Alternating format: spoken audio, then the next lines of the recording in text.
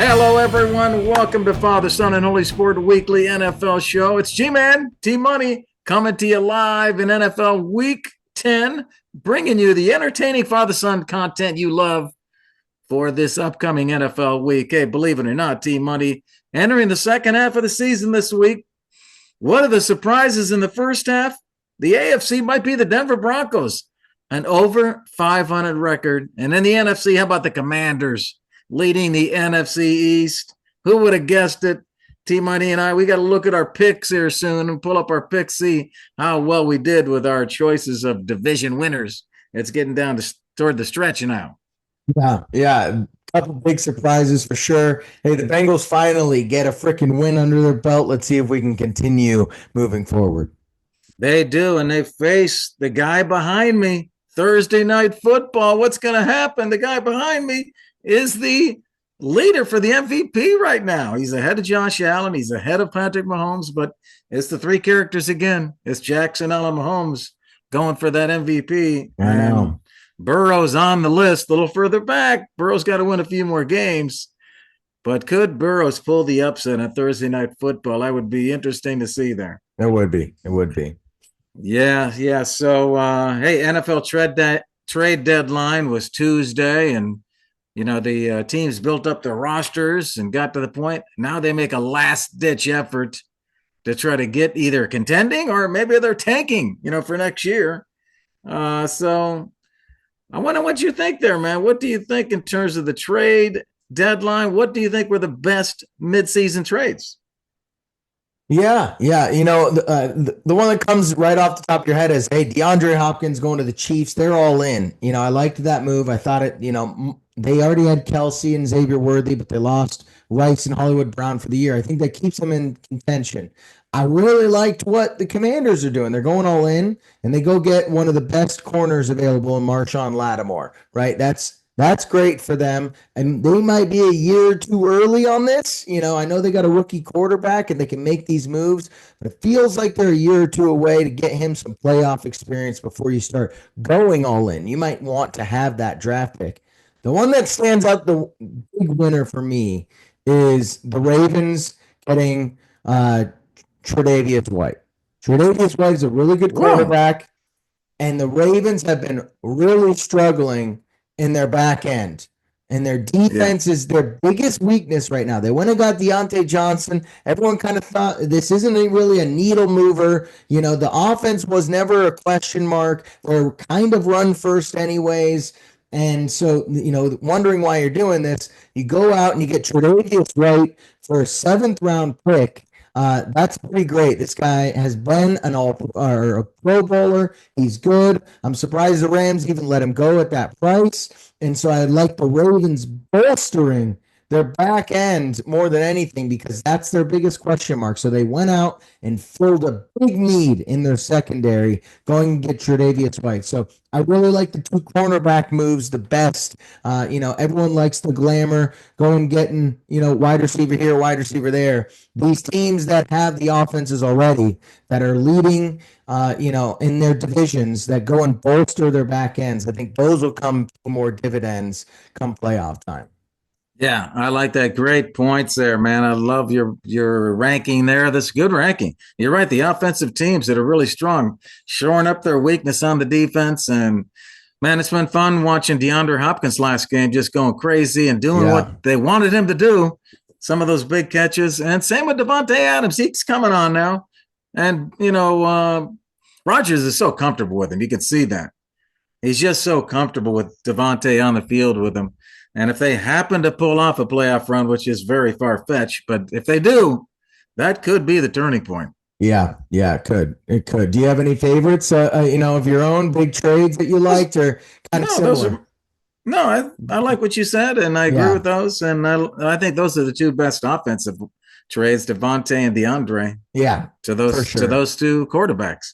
But I like the defensive ones also. Hey, Arizona, speaking of some of the leading teams, Arizona's leading the NFC West after winning 4 of its past 5. So the Cardinals beat the Bears pretty convincingly. They've beaten the 49ers. They've beaten the Chargers. They've beaten the Dolphins. Is this team going to make a deep playoff run? Man, we all had this on our bingo card, right? The Cardinals look pretty good. I mean, their defense held pretty strong for Chicago last week, only allowing 9 points. And they beat Tua when he came back, and that offense looks to be humming with Tua. The Dolphins, they've scored over 24 points the past 2 weeks versus the Bills and now the Cardinals, and the Cardinals pull out that victory. They had a tough fought one versus the Chargers, and they've beaten San Francisco and the Rams in division, which gives them a big leg up moving forward. So I like this team. They're dynamic.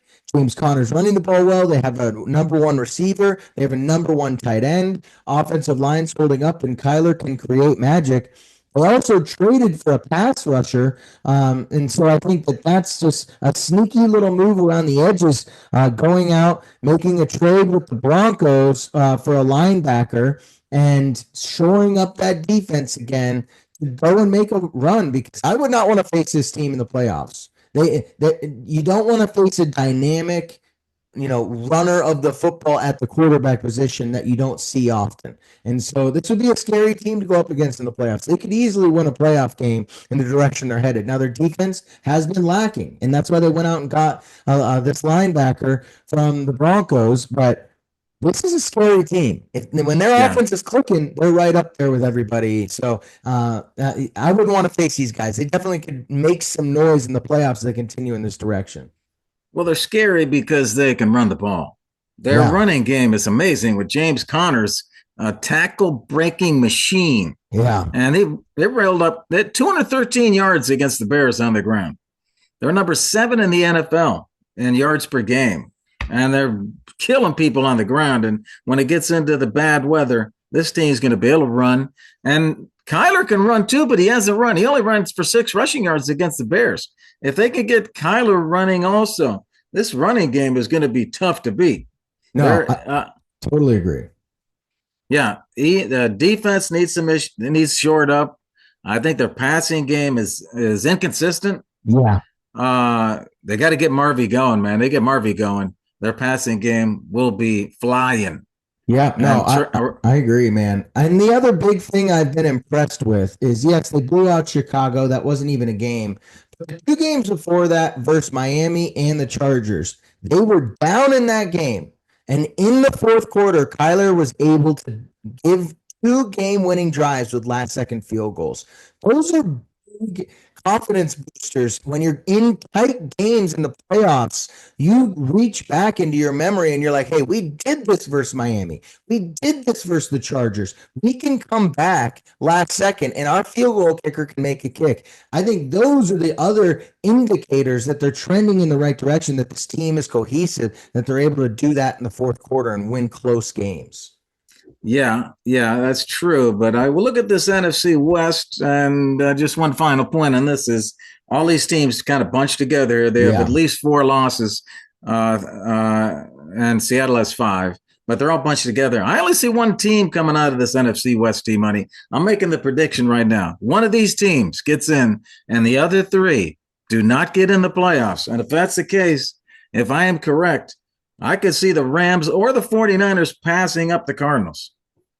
Yeah, hey, that's totally possible. I'm not going to even argue that it's not. Well, thank you. The NFC is kind of stacked right now. So I can totally see where you're coming from. This is going to be an interesting next few weeks to see how things shake out. And those division games are going to mean more than ever, like you said, because, there may be only one coming from this division right now. The Rams are 9 seeds. San Francisco's the 10 seed. Seattle's a 12 seed. So like you said, they're looking up in the standings right now, everyone else in that division.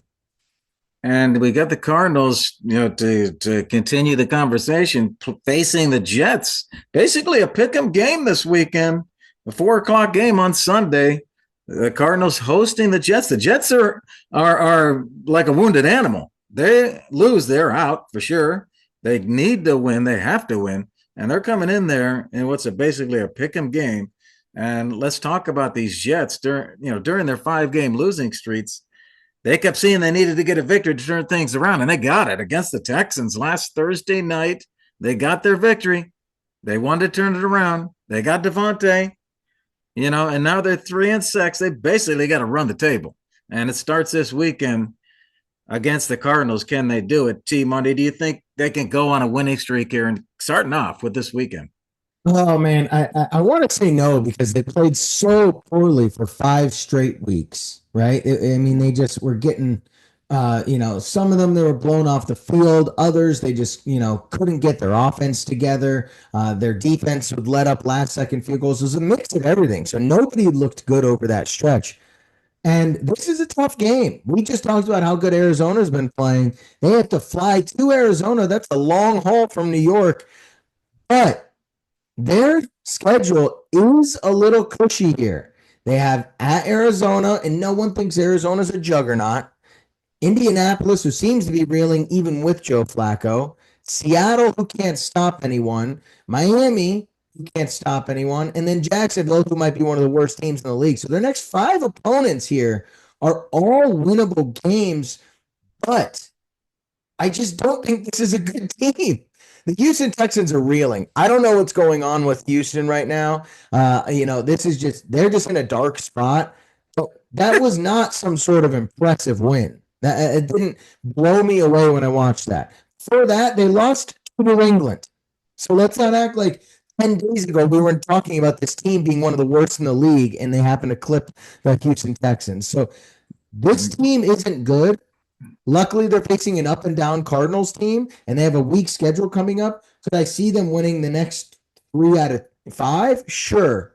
But I could also see them losing 4 out of 5. So I don't trust this team, and I don't think they're going to make the playoffs. Yeah, they have a 12% chance to make the playoffs, Steve Money, right now, according to Sportsline. And, they should win more games than they lose the rest of the year, but that's not enough. They've got to go much, much more aggressive than that. And it's going to start this weekend. The Jets are 21st in the NFL in stopping the run. And that's going to be their big problem this weekend if they're going to put this thing together. Hey, the Chargers in that Kansas City division, second straight game, Justin Herbert threw for 2 touchdown passes and at least 279 yards. They're now 3-1 in the last 4 games. Do you believe in the Chargers, Team Money? Hey, man, I believe in them as a playoff team. I think this team can be a playoff team for sure. They got their stuff together. They're the 6th seed right now. They have had a bye week, so only have 3 losses compared to most of those people's 4 losses that are ranked around the same as them. And they're playing well. This defense is stout, holding teams to 10 points, 8 points, 17 points, 16 points, 17 points, 20 points, 3 points, 10 points. I mean, the most that anyone scored on them is Pittsburgh in week 3, 20 points. This defense is what's really, really impressive here. And Jim Harbaugh coming in and changing the culture there with toughness, being able to win close games. And now Herbert coming alive these last 2 weeks, really, to throw the ball, throw some passing touchdowns. It's making this team more dynamic. So I think everything's kind of coming together for them. And if they can get through Tennessee this week and Cincinnati next week, they're looking to put themselves in pretty good position. They've been really impressive. They've lost 3 tough games. There's Pittsburgh, Kansas City, and Arizona, and they could have won any of those as well. They weren't blowouts by any means. So this team's impressive. I believe in the Chargers.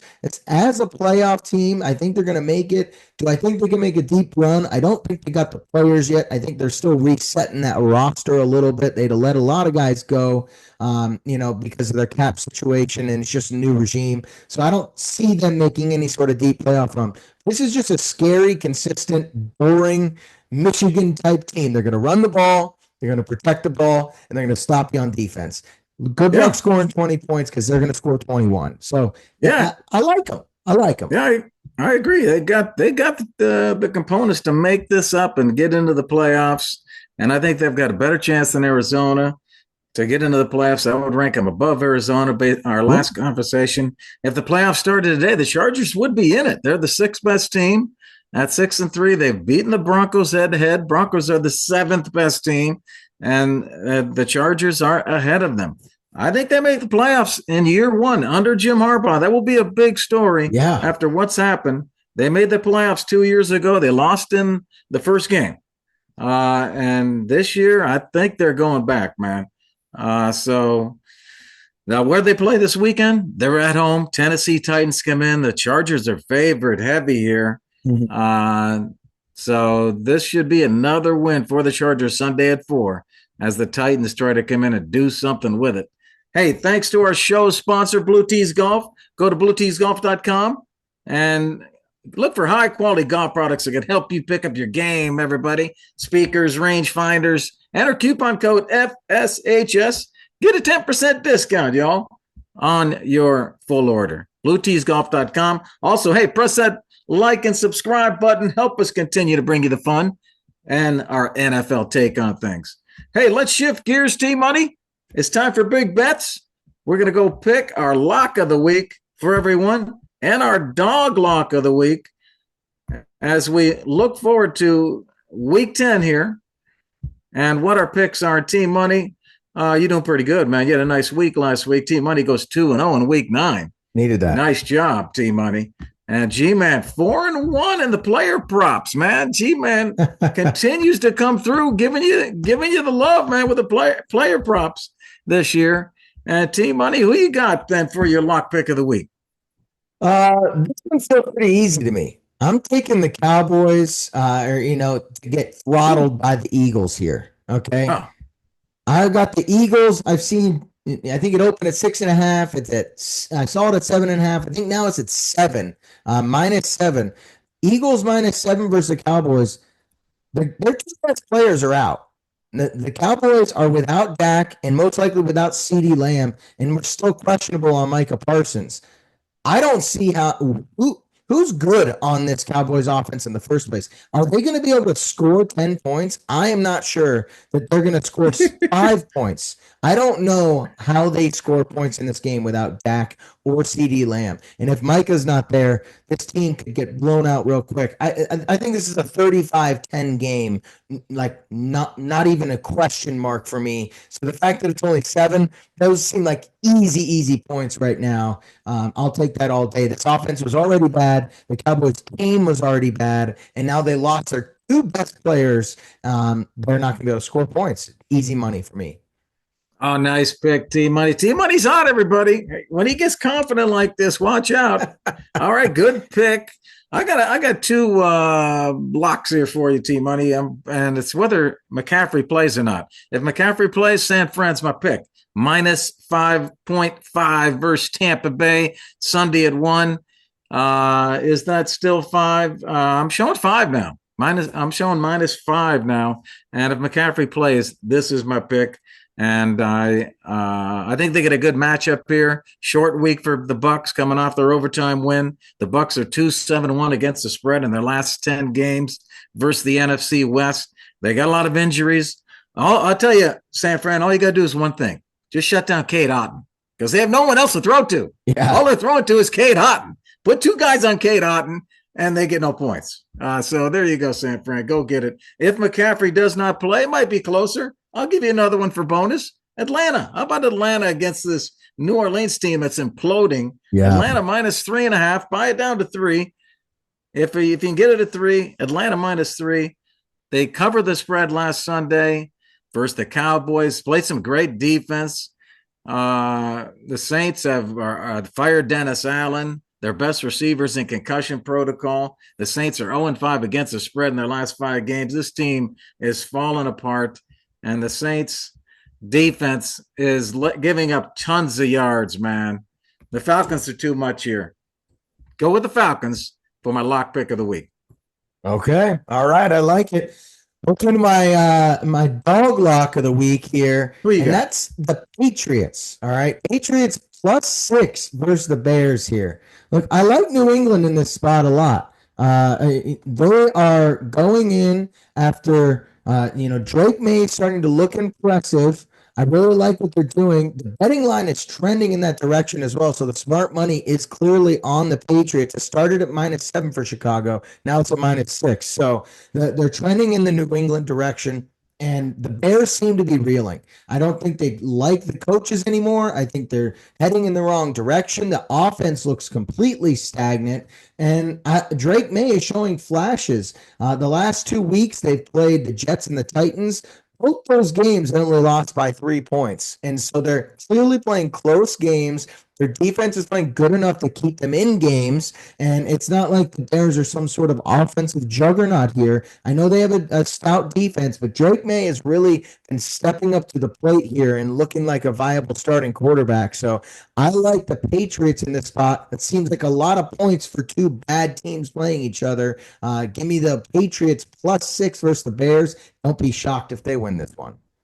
A good pick. That's a lot of points when you consider the over-under is only 38. So in a low-scoring game, 6 points is a lot. That's exactly. Hey, good pick there, T-Money. My dog block pick of the week. I'm going to Washington Commanders hosting the Pittsburgh Steelers. Pittsburgh's getting 2.5. Everybody's going to jump on Washington there. Not so fast, my friends. Pittsburgh coming off a bye. They have one of the best defenses in the NFL. They rank top 10 in EPA allowed per play and defensive DVOA. So they are top-notch defense. Everybody knows it. The Commanders play one tough defense last week, the Bears, and they only got 18 points. The Steelers' offense is humming. They're 9-3 against the spread in their last 12 games. They're 5-2 against the spread when they're on the road the last 7 games. So good on the road. And guess what? Mike Tomlin is the money when it comes to being the underdog. 57, 31-4, 64% of the time, he wins. Give me the Steelers +2.5. Buy it up to 3. +3 with the Steelers. Lock it in. Dog lock of the week against Washington. All right. I like it, G. Now let's go to the best betting segment here, and that's G-Man's player props of the week. I got to say props now because he gives 17 different picks every week. It just grows and grows, but he is winning, and that's all that matters for our wallets, isn't it? So let's go to G-Man's 27 picks of the week. What do you got for us, you? That's funny. I've never picked more than 5, and I've got actually 6. But no, I got 5 for you this time. And I'm going back to 2 that I keep on hitting. And they're not changing the prop. Let me guess. The Montgomery and Derrick Henry. You're going to keep riding it. No, not Montgomery. No, I'm going Derrick Henry. Yes, you're right. Anytime touchdown. The odds aren't great, but it's a lock, man. The guy's hit 9 out of 9 games. He scored. Crazy. Go again. But I'll give you one with a little better odds on it, and that's Lamar. This one has hit for me now. I've recommended it 2 weeks in a row, and it hit easily. And they kept the prop and his passing yards at 232 passing yards. He's went 5 games in a row over 280, and they got the prop at 232 again. Crazy. Go Lamar over 232. This is going to be a shootout with Cincinnati. Yeah. You know how many points they're going to put up? This game's going over. The over-under's high. And I also like Burrow on the other side. I looked at Burrow's numbers. It's my job to look up the numbers. I find you guys which ones to bet. Over 1.5 touchdowns is the best bet on Burrow, not his passing yards. He's done that 6 out of the last 8. And last time he played Baltimore, you know what he threw? 5 touchdowns. Burrow, over 1.5 touchdowns is the prop. Hey, let's go Amon-Ra in the Detroit game against Houston. I like this as a high-scoring game. Amon-Ra, anytime touchdown. Easy one, right? 6 games in a row. He scored a touchdown. Easy one for you to take home. Yeah, and my last one is the Rams versus Miami, Monday Night Football. This is going to be a great game, man. Big ramifications here for this game. And I see my man Cooper Kupp over 5.5 receptions, especially if Puka does not play. But even with Puka, I think he'll get 6 or 7 receptions. He'll beat it. Yeah. But without Puka, it's going to 10, baby. Love them all, G. I like them. You're hot right now on the player props. That's right. 4-1 last week. G-Man saw it 13-5 the last 4 weeks. 72% win rate. Hey, let's go. Speaking of win rate, let's go to fantasy football. G-Man leading his league here. Yes, he is. Passed up T-Money. T-Money's in the rearview mirror for G-Man right now, trying to catch G-Man in the fantasy league. Hey, make sure you start checking the weather, everybody. The weather's going to start getting bad. We're in November. I'm going to start wearing my hoods and my tops and my heavy gear here. So, I got the golf shirt on today, but get ready, fantasy managers. Make sure you're watching the weather and watch the buys. 4 teams on bye this week. In the AFC, it's the Browns and Raiders. And in the NFC, it's Seattle and Green Bay. You got to fill those gaps. We're going to help you with our hot and cold game, where we give you the flex player tips. I'm going to start off with my hot stardom picks at running back this week. I'm going Tyrone Tracy for the Giants. I like the Giants in this game. The Giants to roll, Tyrone Tracy to roll. They're at Carolina. Carolina, come on. They're going the wrong direction. Tracy rushed for 66 yards. He caught a target.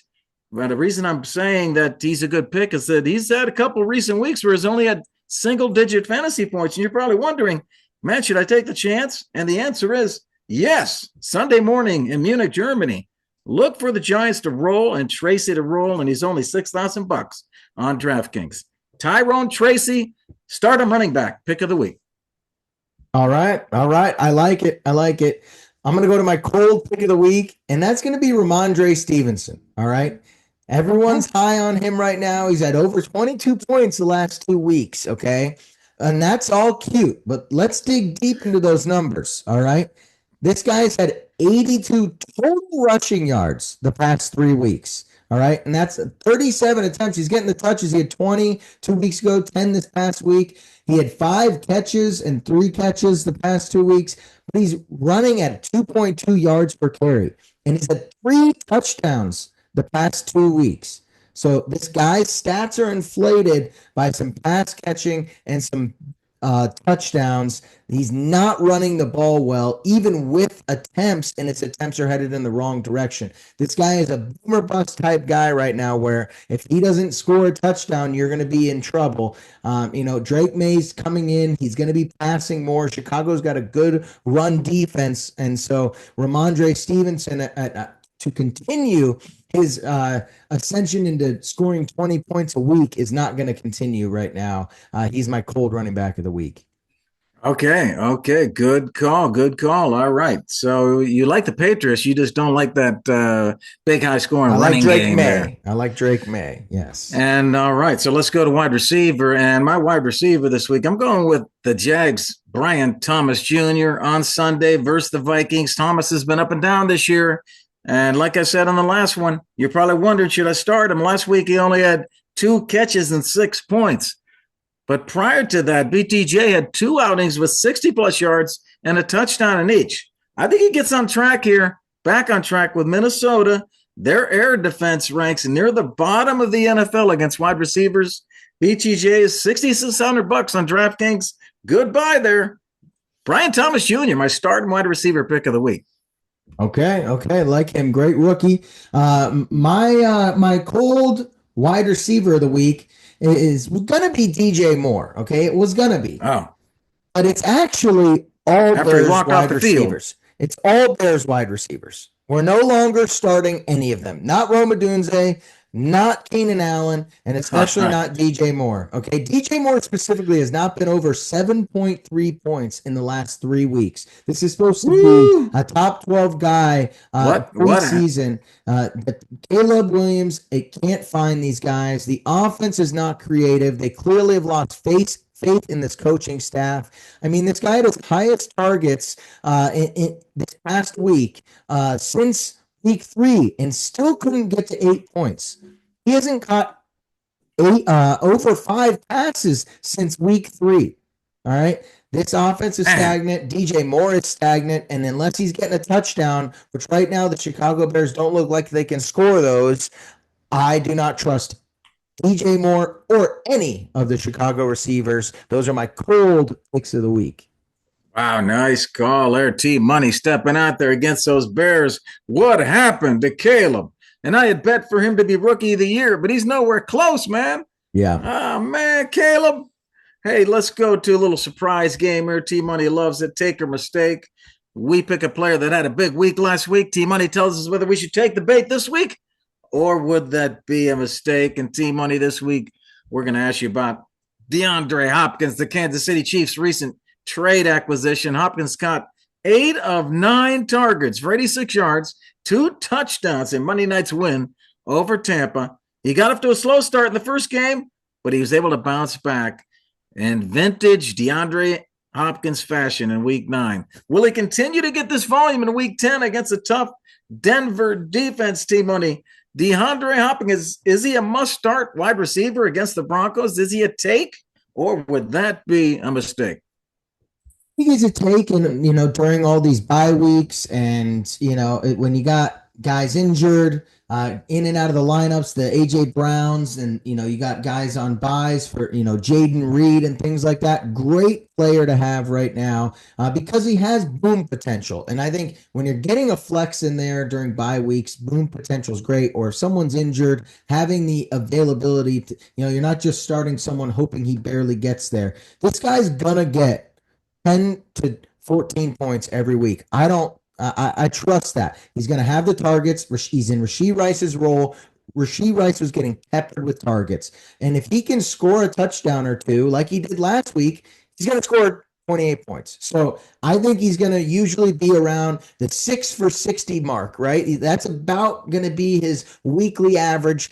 Catches 6, gets about 60 yards because he's going to be the third down red zone guy. And if he scores a touchdown, you're going to feel great that he's got 18 to 20. So this is a start for me moving forward. If you're thin at wide receiver, I'm not going to start him over the likes, of Devontae Smith and Terry McLaurin. But, when you're looking around the guys, he's projected out of Cortland Suttons and the Amari Coopers and the Jalen Waddles. I like his upside a lot compared to those guys. So, yes, I like him as a start week to week here, depending on your situation. Look at that. T-Money. Hey, we got T-Money this week with a start. Nice. And I like that, T-Money. I agree with that. High floor and upside with DeAndre. Nice. Hey, let's go to my DFS lineup, Daily Fantasy Sports. We're wrapping up the show here, everybody. Hope you're having fun. What's my DFS lineup? Okay, let's go to that Cincinnati battle against Baltimore. I like Joe Burrow at the quarterback. I like Gesicki at my tight end. He's only $3,600. Burrow's my most expensive, but only $7,000 for Burrow. I thought that was a good deal. I'm going with Tracy at the running back, as I mentioned, and Connor for Arizona against the Jets. Yes, he'll run on them. I got BTJ for Jacksonville at the wide receiver. Deontay Johnson coming in for Baltimore in that high-scoring game. And Khalil Shakir for Buffalo at the other wide receiver. That's my DFS lineup for this week. All right. I like it, G. Okay. Wait, we had fun. That's it for today's show. Get ready for NFL Week 10, everyone. T-Money Thursday night. Cincinnati at Baltimore. That's going to be fun. And don't forget, everybody, Sunday morning at 9:30, the last international game of the year. Enjoy it. Father-son Sparts loves bringing you the NFL energy. We hope you had fun. On behalf of T-Money, I'm G-Man. Enjoy the games this week. Right. Peace.